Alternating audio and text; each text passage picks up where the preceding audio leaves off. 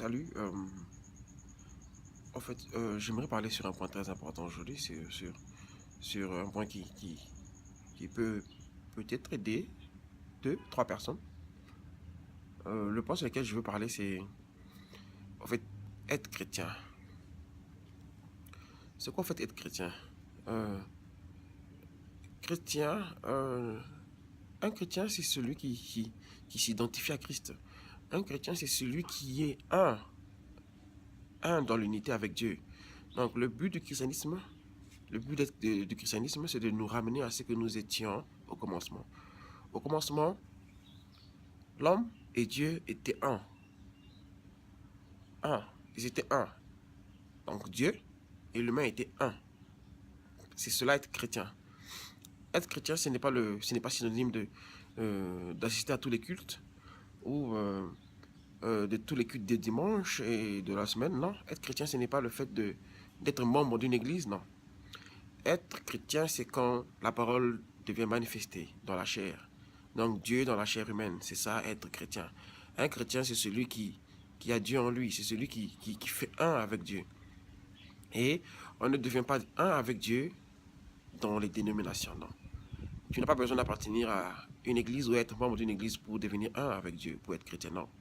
Au contraire, euh, il faut sortir de tout ça. Et tu ne croiseras pas la lumière de Dieu. Tu ne croiseras pas la vérité de Dieu dans les dénominations. Non. Il faut sortir de là.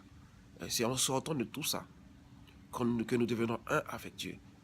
Si aujourd'hui nous assistons à un chaos dans le christianisme, c'est parce que les gens ont plus tendance à vouloir appartenir à une église, à une dénomination. Alors, tout ça, ça crée un chaos, ça crée la division entre nous. Or, nous savons bien que le but ici, c'est de sortir de tout ça, de sortir de toutes ces dénominations, de tout ça. Laissons d'abord nos églises, nos dénominations, cherchons la parole. C'est sur la parole, c'est en se tenant sur la parole que Dieu se manifeste en nous. C'est en laissant la parole se manifester d'elle-même, se justifier d'elle-même. C'est la parole qui se justifie elle-même. C'est la parole qui est la vérité. Aucune église a une vérité. Aucun humain a une vérité. C'est Dieu qui a la vérité et Dieu est la vérité. Donc, on ne trouve pas la vérité dans une église, dans une dénomination. On trouve la vérité dans la parole. La parole doit se manifester d'elle-même. La parole doit se justifier d'elle-même. Alors, quand nous devenons un avec la parole, nous devenons Dieu manifesté dans la chair. Nous avons aujourd'hui un exemple très beau, l'exemple de Jésus-Christ. Jésus était cet exemple que Dieu veut que nous soyons. Jésus était identifié au Père, tout simplement parce que, en ce temps, dans son temps, Jésus, les religions ou les dénominations, les églises n'ont pas commencé aujourd'hui. Ça a commencé depuis très longtemps. Je crois bien dans ce temps, il y avait toutes sortes d'églises, il y avait toutes sortes de religions. Mais curieusement, Jésus n'a pas appartenu à une d'elles.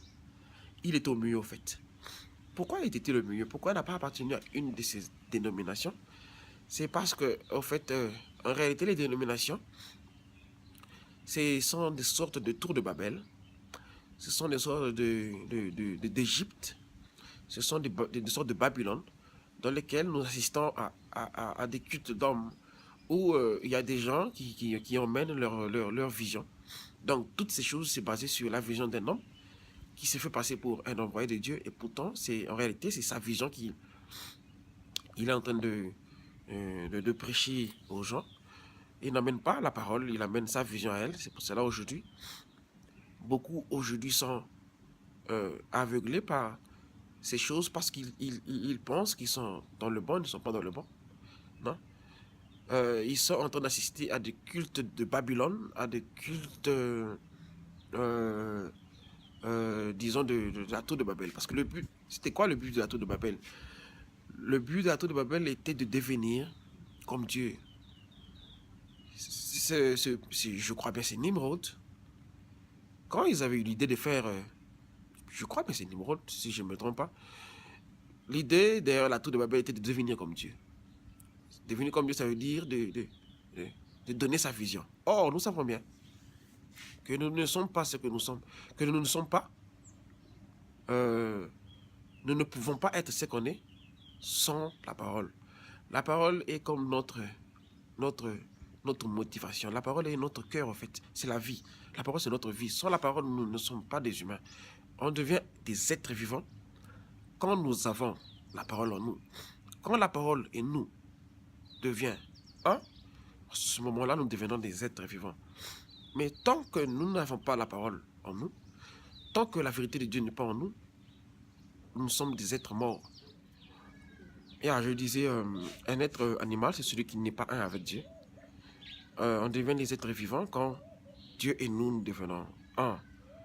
La parole et nous, nous sommes un. La parole manifestée en nous. En ce moment, nous devenons des êtres vivants. Quand notre motivation, quand tout ce que nous faisons, ce n'est pas en réalité nous, mais c'est la parole en nous qui fait. Jésus disait toujours, il ne peut rien faire sans que le Père le lui montre. Cela voulait tout simplement dire que c'est cette parole, c'est cet esprit en nous qui dirige nos vies. C'est cet esprit en nous qui devient le maître de la vie. Ce n'est pas une vision ou une idéologie d'un homme qui nous guide, non.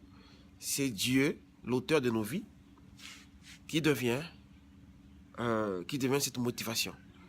Donc, Dieu, dans l'humain, crée un être vivant. Quand Dieu est dans l'humain, en ce moment-là, l'être devient un être vivant. Quand Dieu est séparé de l'humain, l'humain est un être animal. C'est un être sans vie. De quelle vie je parle? Sans vie spirituelle, sans guide, sans vision, sans la vision de Dieu.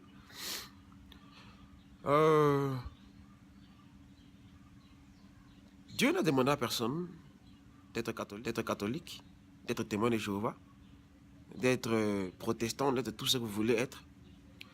Toutes ces choses, c'est l'humain qui a créé toutes ces choses pour se satisfaire lui-même.